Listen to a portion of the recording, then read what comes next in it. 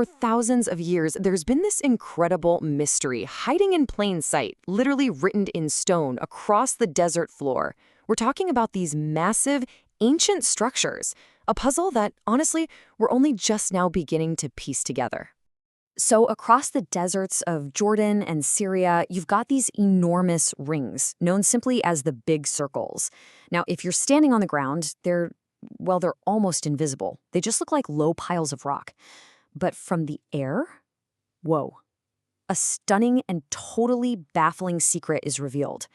And let's be clear, these are not random formations. We're talking about massive, intentionally designed, and nearly perfect circles. There are at least 12 of them, all remarkably similar, just scattered across the region. But who built them? And the bigger question is why? Their purpose is still a profound mystery. To say these circles are big is, frankly, an understatement. The largest ones stretch up to 455 meters across. I mean, that is a truly immense scale for a structure built by an ancient society long before any written records. Okay, to really get a handle on that size, just picture this. You could fit 3 entire Olympic running tracks inside one of the largest circles and still have room left over. This wasn't some small weekend project. This was a significant, carefully planned construction. So the big question is, how did a secret this massive stay hidden for so long? Well, the answer is all about perspective.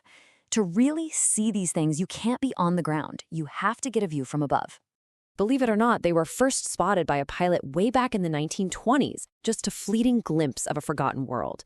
But it wasn't really until the late 90s that a systematic study even began. And it's only in the last decade or so that high-res aerial photos have truly brought these incredible structures into focus. Archaeologist David Kennedy has been the one really leading this modern investigation. His whole project uses aerial photography to map these sites, and he just perfectly captures that aha moment of discovery. What seems like a total jumble of rocks on the ground suddenly, from the air, resolves into this precise geometric shape. And this image right here illustrates exactly what Kennedy is talking about. From up here, the intentional design is it's undeniable. So now that we've seen them, let's dive in and examine the evidence up close, see what clues these things hold. So, what do we actually know about these circles?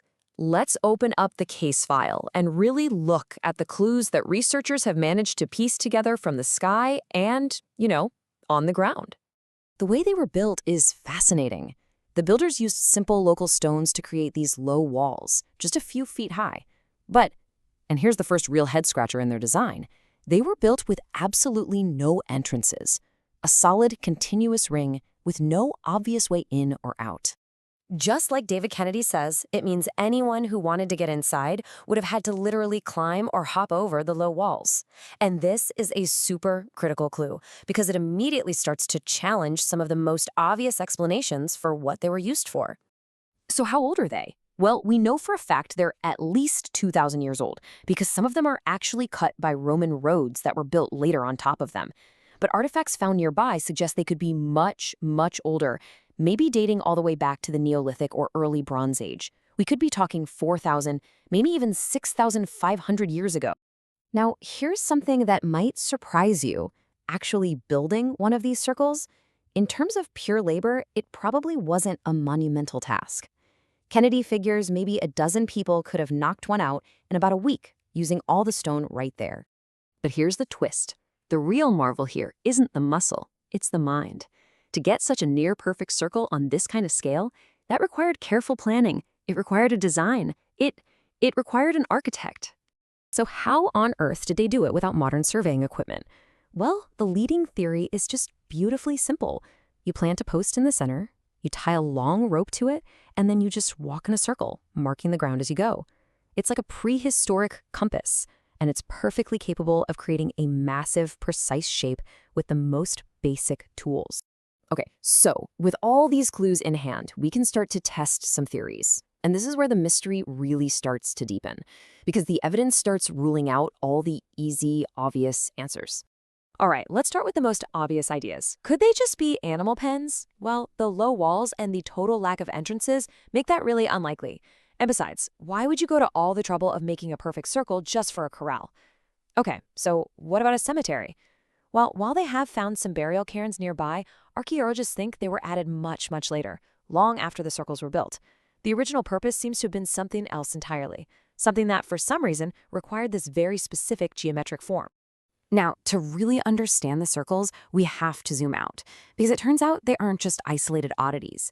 Nope, they're just one part of this vast ancient landscape of massive stone structures that are spread all across the Middle East. Just take a look here. On the one side, you see our big circles, but on the other, you see something called desert kites. These were huge stone funnels that ancient people designed to trap game animals. And just like the circles, they're enormous, and they only really make sense from the air.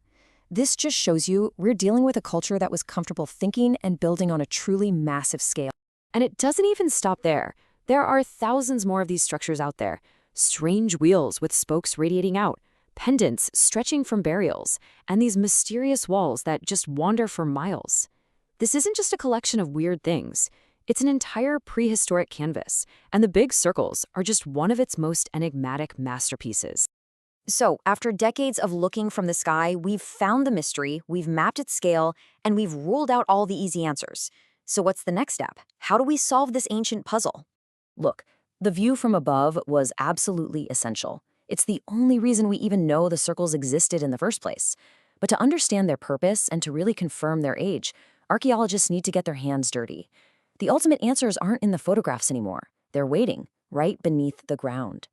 And David Kennedy's sentiment here is just so powerful. Sometimes the biggest step forward in science is simply recognizing that a mystery exists. By mapping and documenting these incredible structures, he has basically laid the groundwork for generations of researchers to come. Which, of course, leaves us with that one ultimate question. What were they for? Were they sacred enclosures for rituals? Giant astronomical calendars to track the seasons? Or were they something else entirely? A purpose so tied to a lost culture that we can't even begin to comprehend it. The desert, for now, is keeping its secrets.